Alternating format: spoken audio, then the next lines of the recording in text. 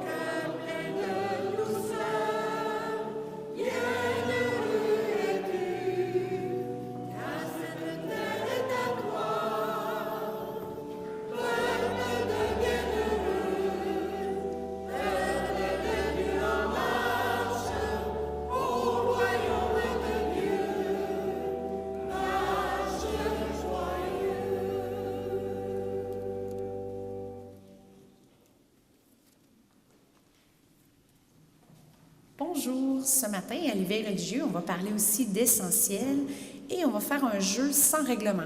Alors, s'il y en a qui veulent venir avec nous en bas, Alors, tous les jeunes sont invités à descendre dès maintenant. Merci.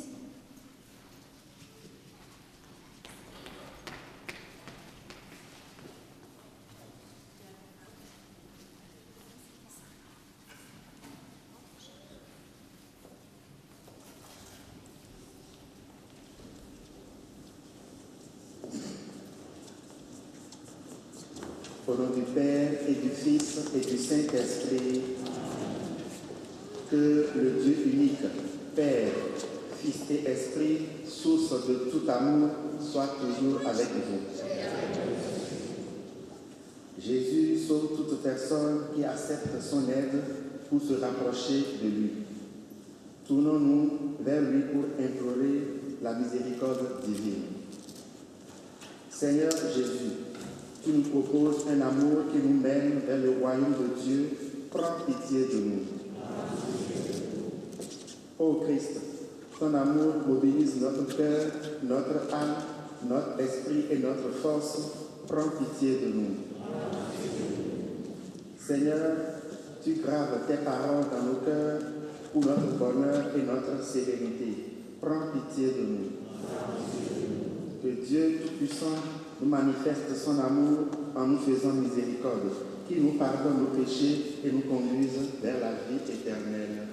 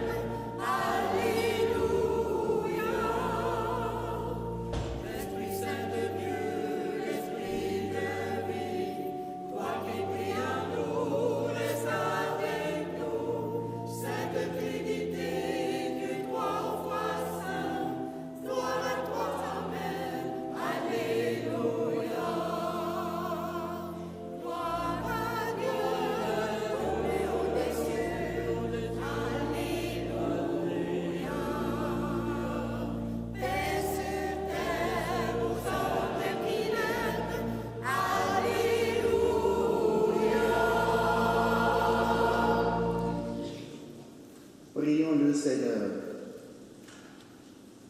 Dieu de puissance et de miséricorde, c'est ta grâce qui donne à tes fidèles de pouvoir dignement te servir. Alors que nous faisons mémoire de tous nos défunts, accorde-nous de progresser sans que rien nous arrête vers les biens que tu promets. Par Jésus-Christ, ton Fils, qui vit et règne avec toi et le Saint-Esprit, maintenant et pour les siècles des siècles.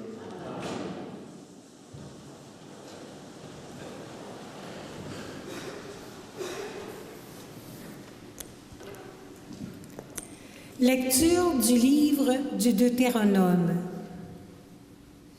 Moïse disait au peuple: « Tu craindras le Seigneur ton Dieu.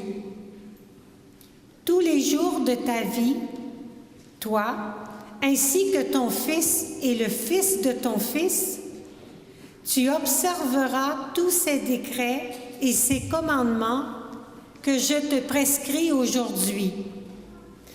Ainsi tu auras longue vie. Israël, tu écouteras, tu veilleras à mettre en pratique ce qui t'apportera bonheur et fécondité dans un pays ruisselant de lait et de miel, comme te l'a dit le Seigneur, le Dieu de tes pères. Écoute, Israël, le Seigneur notre Dieu est l'unique. Tu aimeras le Seigneur ton Dieu de tout ton cœur, de toute ton âme et de toute ta force. Ces paroles que je te donne aujourd'hui resteront dans ton cœur. Parole du Seigneur.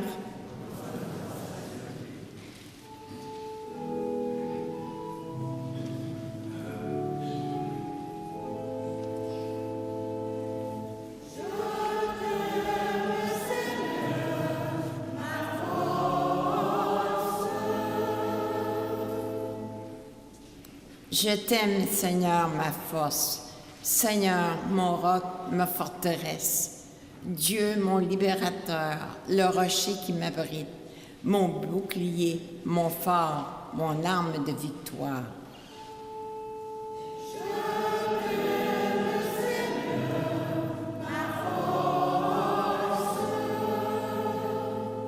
Louange à Dieu. Quand je fais appel au Seigneur, je suis sauvé de tous mes ennemis.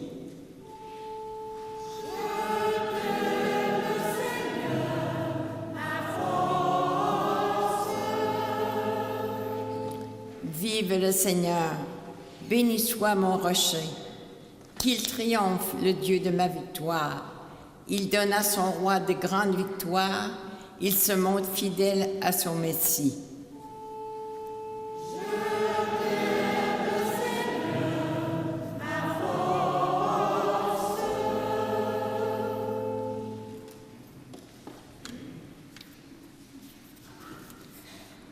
Lecture de la lettre aux Hébreux. Frères, dans l'Ancienne Alliance, un grand nombre de prêtres se sont succédés parce que la mort les empêchait de rester en fonction. Jésus, lui, parce qu'il demeure pour l'éternité, possède un sacerdoce qui ne passe pas. C'est pourquoi il est capable de sauver d'une manière définitive ceux qui par lui s'avancent vers Dieu, car il est toujours vivant pour intercéder en leur faveur. C'est bien le grand prêtre qu'il nous fallait, saint, innocent, immaculé. Séparé maintenant des pécheurs, il est désormais plus haut que les cieux. Il n'a pas besoin, comme les autres grands prêtres, d'offrir chaque jour des sacrifices, d'abord pour ses péchés personnels, puis pour ceux du peuple. Cela, il l'a fait une fois pour toutes en s'offrant lui-même. La loi de Moïse établit comme grands prêtres des hommes remplis de faiblesse. Mais la parole du serment divin, qui vient après la loi, établi comme grand prêtre le Fils, conduit pour l'éternité à sa perfection. Parole du Seigneur.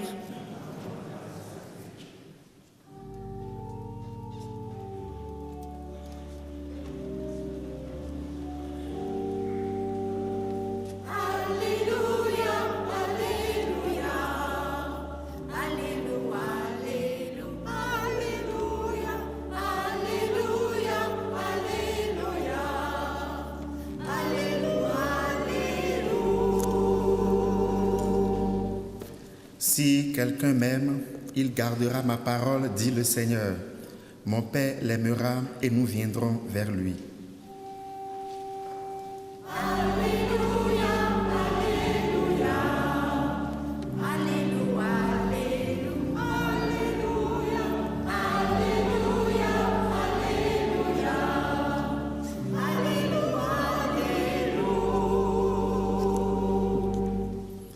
Le Seigneur soit avec vous. Évangile de Jésus-Christ selon saint Marc.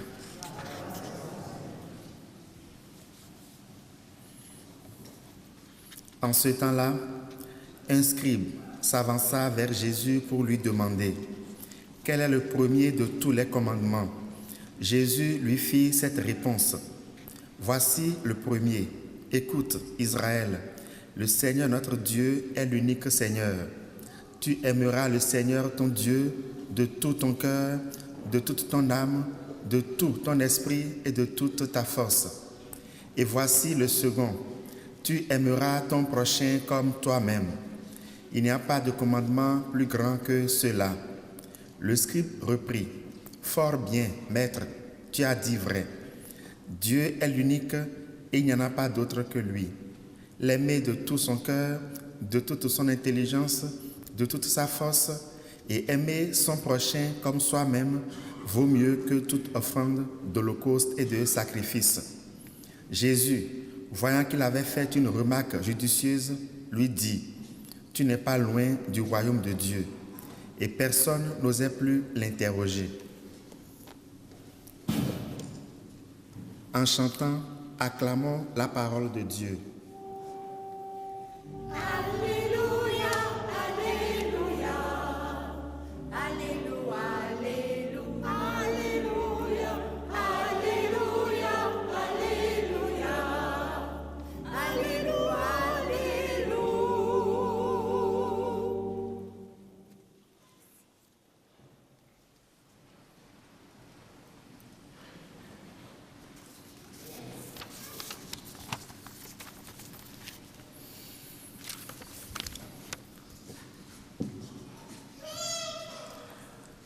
Cette semaine, nous avons célébré deux des plus grandes fêtes de l'Église catholique. Nous avons célébré la fête de tous les saints le 1er novembre et le lendemain 2 novembre, nous avons fait mémoire de tous nos morts.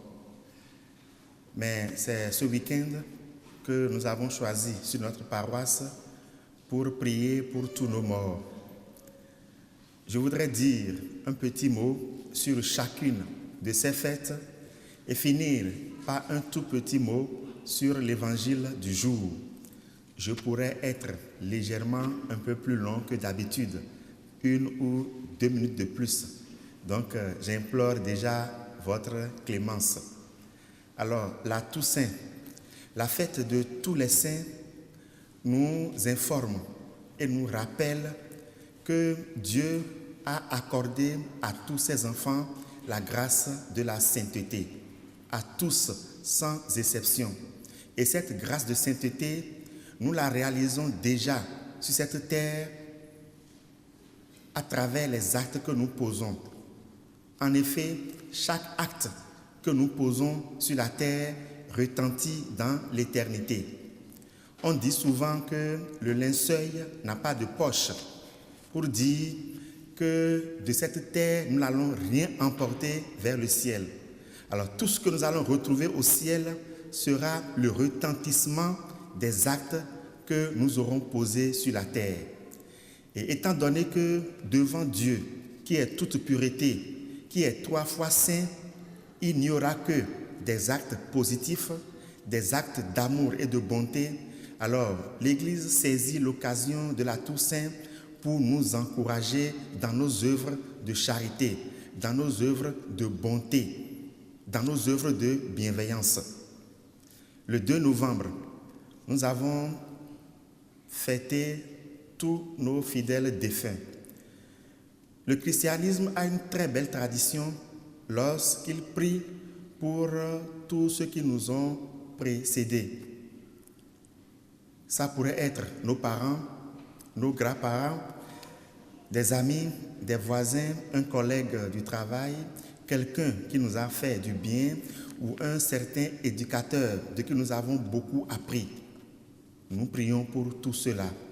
Et les psychologues ont affirmé que se souvenir des morts et prier pour eux, que cela participe à la construction de notre identité.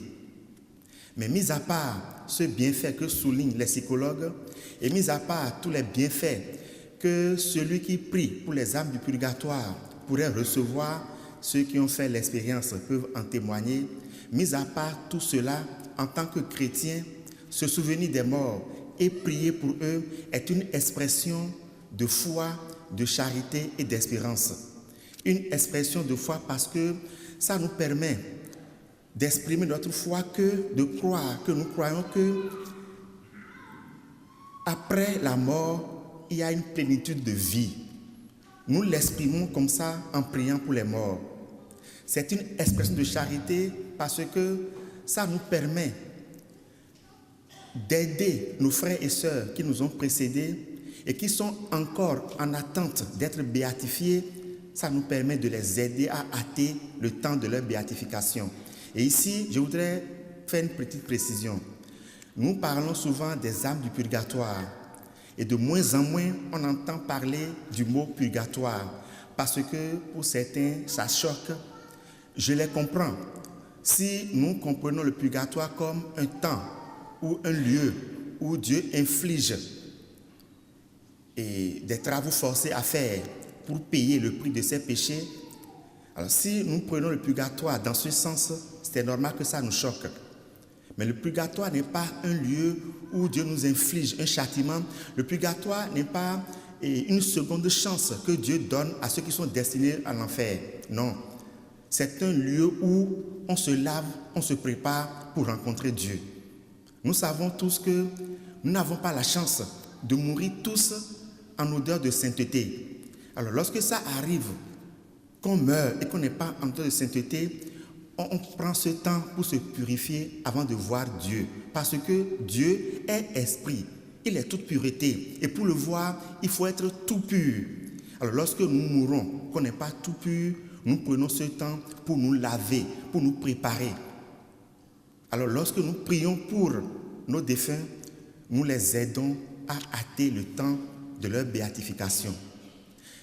Prier pour les morts, c'est enfin une expression d'espérance parce que nous voulons dire par là que nous-mêmes, nous espérons qu'un jour, nous serons où ils sont et qu'ensemble, nous pourrons participer à la fête du ciel. Prions Dieu qu'il exauce toutes nos supplications en faveur de tous nos parents, nos amis, nos bienfaiteurs et autres qui sont déjà de l'autre côté. Mais toutes ces fêtes du début du mois de novembre sont également une belle préparation pour notre propre mort.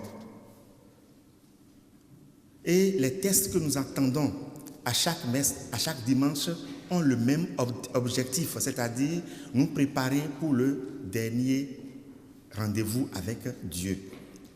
Alors, qu'est-ce que l'évangile de ce jour nous apprend dans ce sens?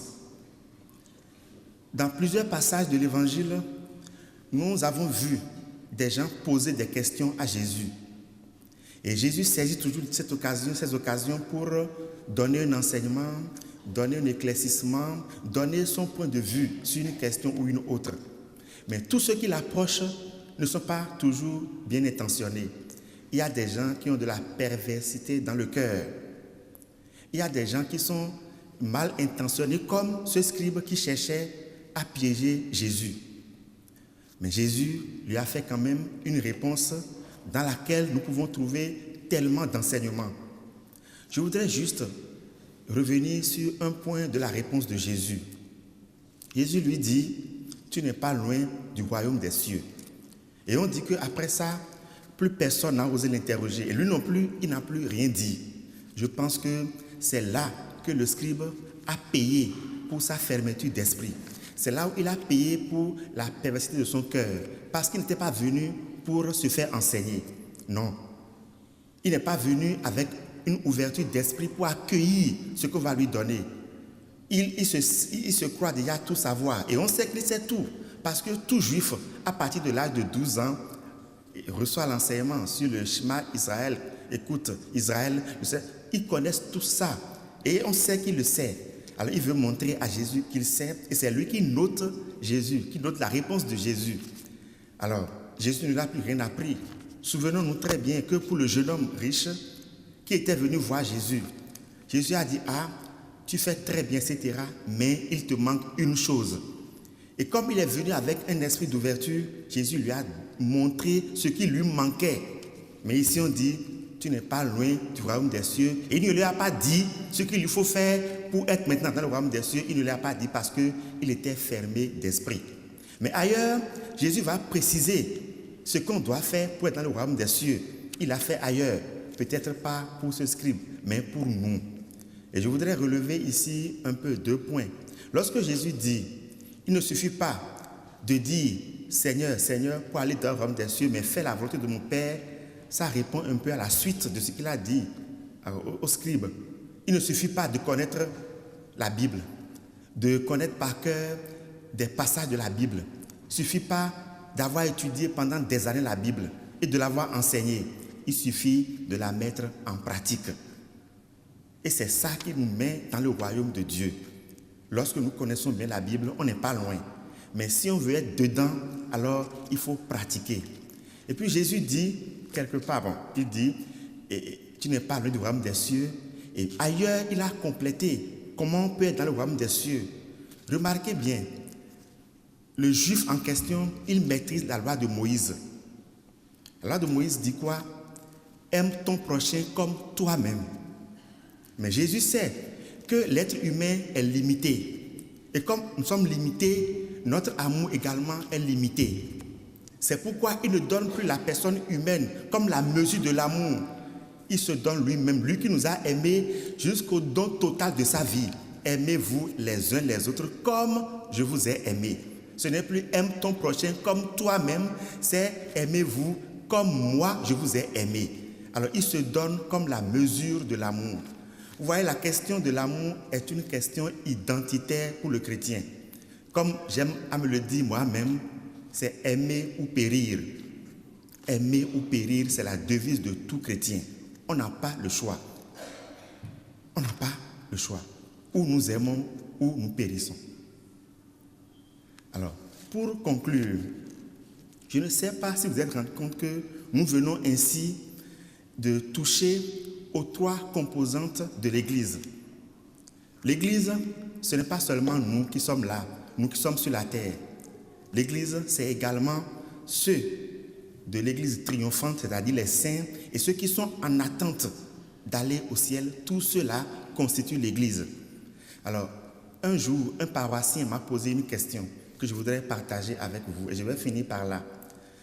Il m'a dit, monsieur le curé, après le Notre Père, vous dites souvent, ne regarde pas nos péchés, mais la foi de ton Église.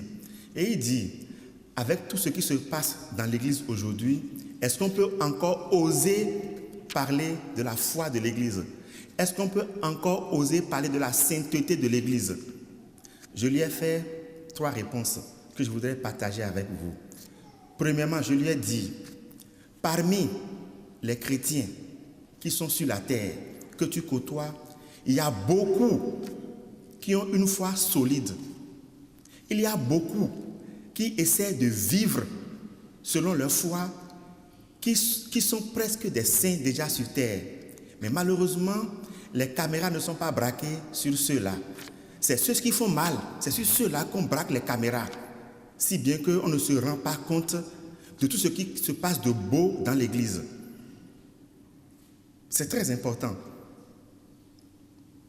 Très, très important de savoir que parmi nous, il y a beaucoup qui vivent leur foi. Beaucoup qui essaient d'être saints. Alors, deuxième chose que je lui ai dit, je dis, l'Église, ce n'est pas seulement nous que tu vois. Il y a également ceux qui sont de l'autre côté, les saints, etc., qui ont fait preuve d'une foi, excusez-moi la tautologie, d'une foi digne de foi. C'est-à-dire, ils ont montré qu'ils ont vraiment la foi, ils sont saints. Ceux-là, leur foi et leur sainteté compensent notre manque de foi et notre manque de sainteté. Nous nous appuyons sur leur foi, nous nous appuyons sur leur sainteté, de façon à ce qu'on peut dire que l'Église a la foi. On peut dire que l'Église est toujours sainte. Et la troisième réponse que je vais donner, la tête de l'Église, c'est Jésus-Christ. Jésus-Christ, il est saint. Et s'il est saint, nous, membres, nous participons à sa sainteté. Alors, aujourd'hui, ici, maintenant, nous ne sommes pas seuls. Nous vivons l'Eucharistie avec toute la cour céleste. Ceux-là qui nous ont devancés, qui sont déjà saints ou qui sont en attente, c'est avec eux que nous vivons chaque Eucharistie. Ils sont là aujourd'hui avec nous, où nous faisons spécialement mémoire d'eux. Alors, prenons-en conscience. Prenons conscience que tous nos parents, nos amis, nos bienfaiteurs, ceux que nous avons connus du mal et du autre, ils sont là aujourd'hui avec nous et mettons-nous en prière parce que leur foi et leur prière soutiennent et fécondent notre foi et notre prière. Le Seigneur soit avec vous.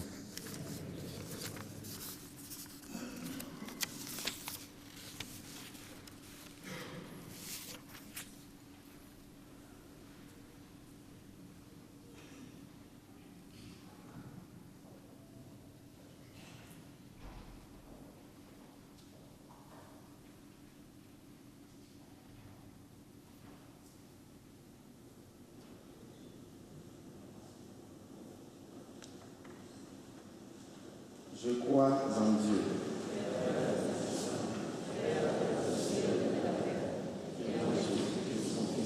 Notre Seigneur, qui a été conçu du Saint-Esprit, est né de la Vierge Marie, a souffert sous Ponce Pilate, a été crucifié, est mort et a été ressuscité, est descendu aux enfers, le troisième jour est ressuscité des morts, est monté aux cieux, est assis à la droite de Dieu le Père Tout-Puissant. Je crois en l'Esprit Saint, à la Sainte Église catholique, à la communion des saints, à la rémission des péchés, à la résurrection de la chair, à la vie éternelle. Amen.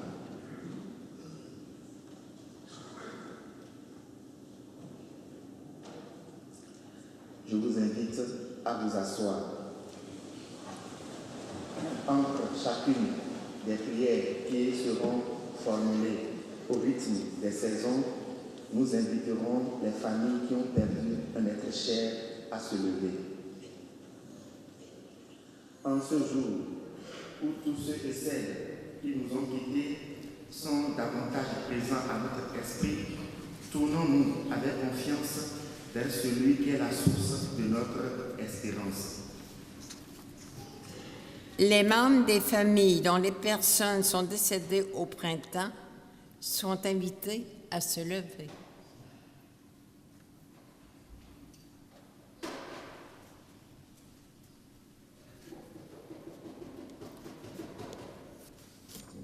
Pour les printemps que nos défunts ont vécus, pour leurs années de jeunesse, pour les projets qu'ils ont caressés et réalisés, prions le Seigneur.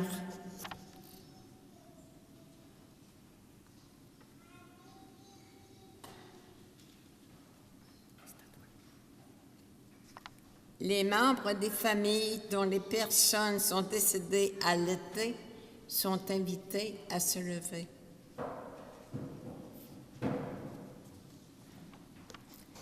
Pour les étés qu'ils ont connus, pour leurs années de travail et le don de soi, où ils ont semé leur temps, leurs énergies, leur tendresse, prions le Seigneur.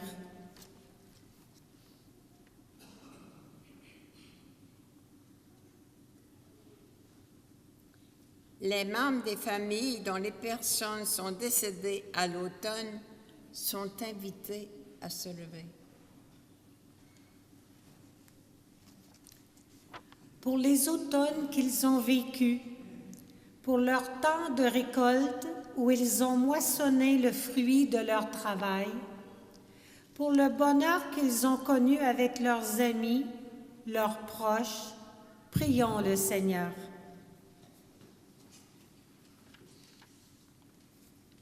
Les membres de famille dont les personnes sont décédées à l'hiver sont invités à se lever.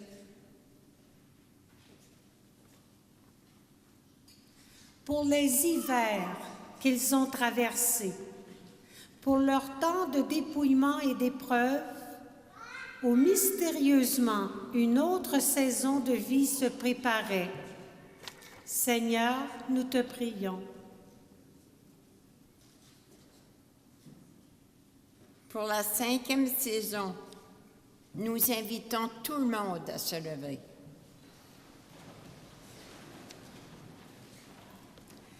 Pour cette 5e saison, dans laquelle nos êtres chers sont entrés, saison de plénitude et de paix, saison hors du temps et de l'espace, saison dont tu es le soleil et la rosée, prions le Seigneur.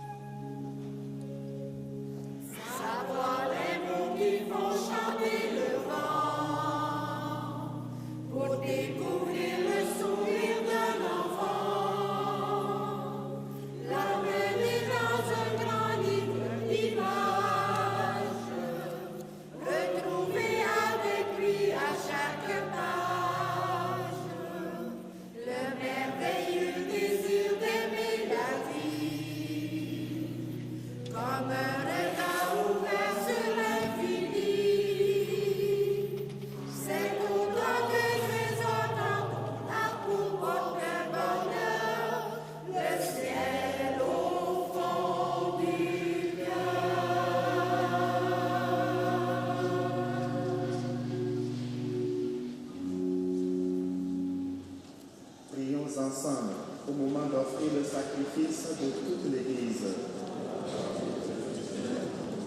Seigneur, que cette Eucharistie soit pour toi une offrande pure, pour nous le don généreux de ta miséricorde et pour nos défunts le sacrifice qui donne la paix éternelle.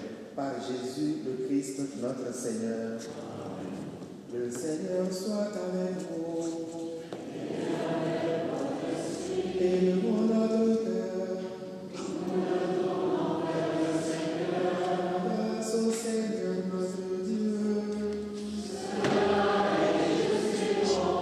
Vraiment, il est juste et bon de te rendre gloire, de t'offrir notre action de grâce, toujours et en tout lieu, à toi, Père très saint, Dieu éternel et tout-puissant, par le Christ notre Seigneur.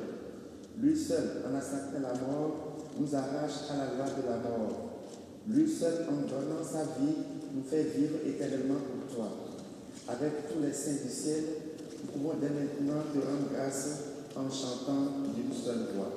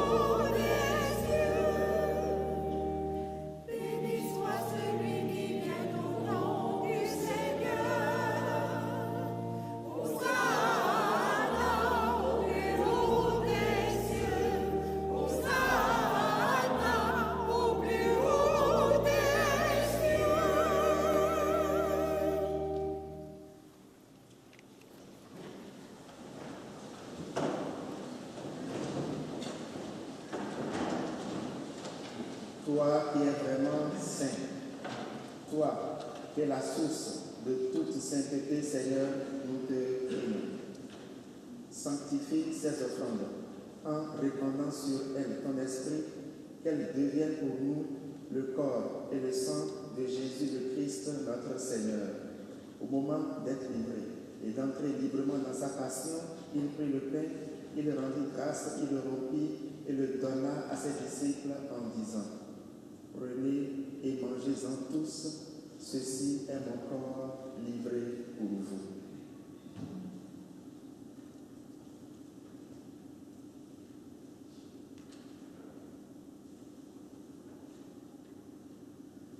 Tu es Seigneur, notre résurrection. Alléluia.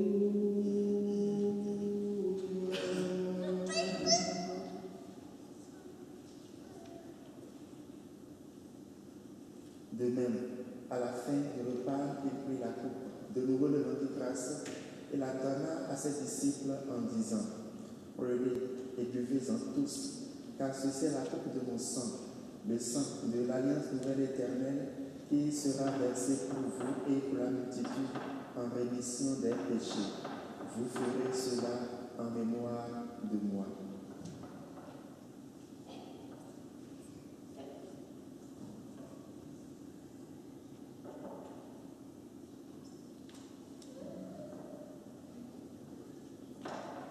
Tu es Seigneur, notre résurrection.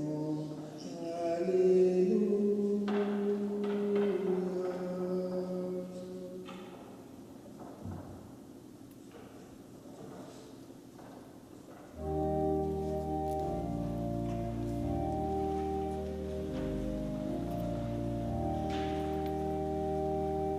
Nous proclamons ta mort, Seigneur.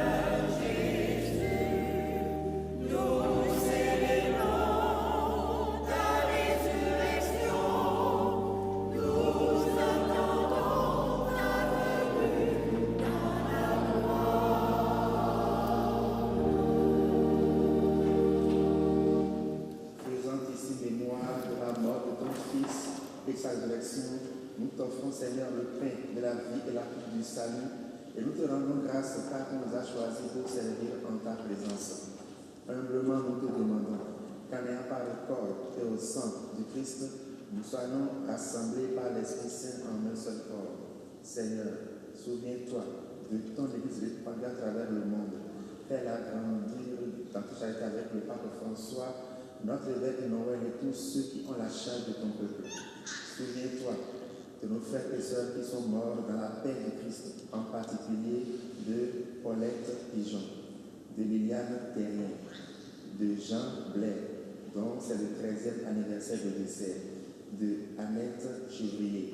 Souviens-toi des défunts de chacune de nos familles.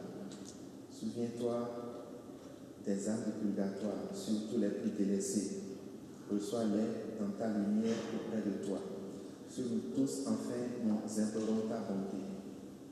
Sur nos parents, nos amis, sur tous ceux qui nous ont fait du bien, sur tous ceux qui vivent le deuil, ceux qui sont malades, et sur tous ceux-là qui nous ont demandé de prier pour eux. Nous implorons, Seigneur, ta bonté. Permets qu'avec la Vierge Marie, la bienheureuse Mère de Dieu, son époux Saint Joseph, avec les apôtres, les saints dont nous portons les noms et les saints qui ont vécu dans ton amitié, nous ayons part à la vie éternelle, que nous chantions ta louange par Jésus-Christ, ton Fils bien-aimé. Par lui, avec lui et en lui, à toi, Dieu le Père Tout-Puissant, dans l'unité du Saint-Esprit, tout honneur et toute gloire pour les siècles des siècles. Comme l'avons appris du Sauveur, et en union avec tous nos frères et sœurs qui sont de l'autre côté, reprenons la prière que nous avons reçue du Sauveur. Notre Père, que ton nom soit sanctifié, que ton règne vienne, que ta volonté soit faite sur la terre comme au ciel. Donne-nous aujourd'hui notre pain de ce jour. Pardonne-nous nos offenses, comme nous pardonnons aussi à ceux qui nous ont offensés. Et ne nous soumets pas à la tentation, mais délivre-nous du mal. Délivre-nous de tout massacre, donne la paix à notre temps. Par ta miséricorde, libère-nous du péché, rends-nous forts devant les épreuves. En cette saison de bonheur que tu promets et l'avènement de Jésus-Christ, notre Sauveur.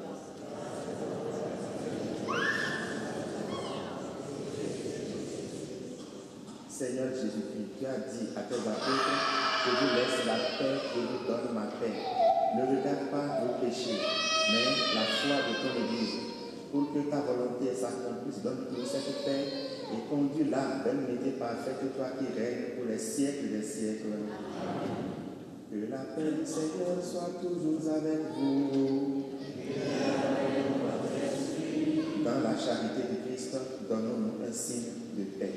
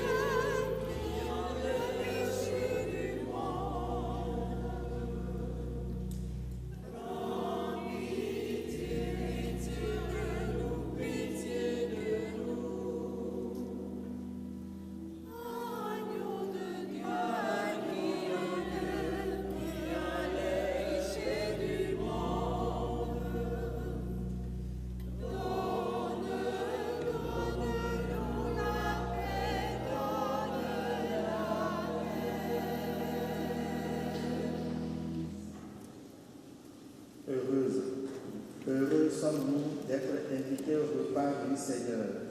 Voici l'agneau de Dieu, celui qui enlève le péché du monde. Seigneur.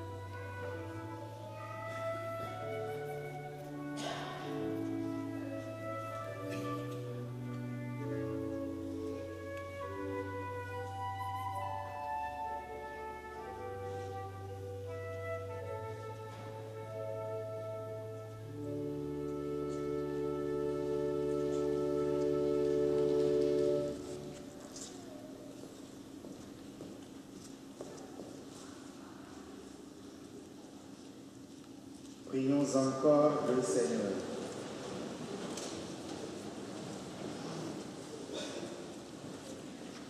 De plus en plus, Seigneur, exerce en nous ta puissance, afin que, fortifiés par tes sacrements et pleins d'espérance par la résurrection de tous nos morts, nous devenions capables, avec ta grâce, d'entrer en possession des bienfaits promis par Jésus le Christ, notre Seigneur. Le Seigneur soit avec vous. Que le Seigneur vous bénisse, qu'il vous protège de tout mal, qu'il affermisse votre cœur dans tout ce que vous pouvez faire de bien et dire de bien, et que Dieu Tout-Puissant vous bénisse, le Père, le Fils et le Saint-Esprit. Allez dans la paix du Christ. Bon dimanche à vous.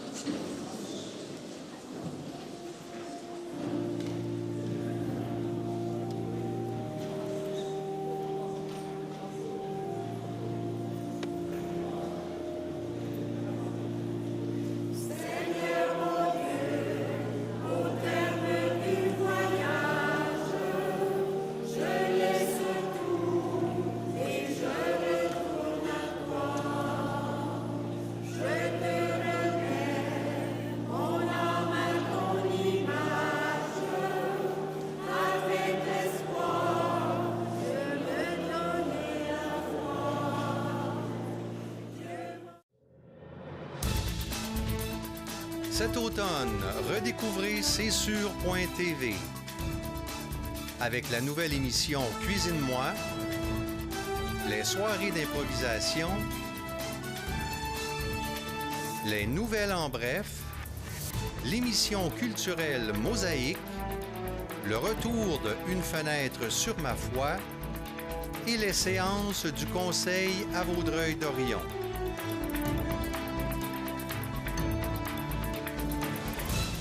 C'est sûr.tv, la télé régionale de Vaudreuil-Soulanges.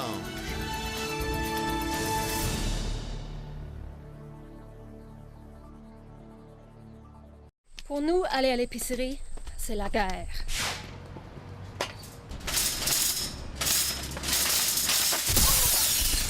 Ça prend beaucoup de temps, il y a de l'attente à la caisse, et quand on amène les enfants, il y a toujours une crise.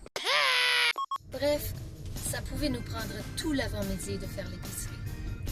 Et j'avais de la misère à trouver les produits biologiques et encore plus de misère à trouver les produits locaux. Mais plus maintenant. Plus depuis que j'ai découvert le marché éco-local de la coop C'est sûr.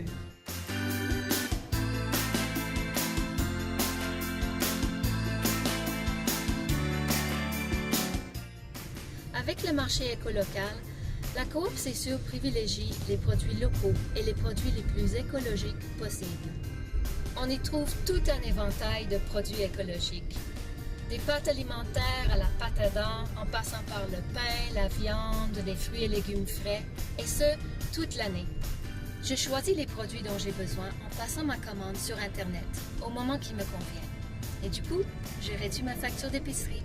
Il y a un réseau de points de chute établi dans Vaudreuil-Soulanges qui permet aux familles d'aller chercher leurs commandes les jeudis soirs. En faisant mon épicerie avec le marché éco-local, je me facilite vraiment la vie. J'encourage l'achat local, je réduis mon empreinte sur l'environnement et je mange mieux.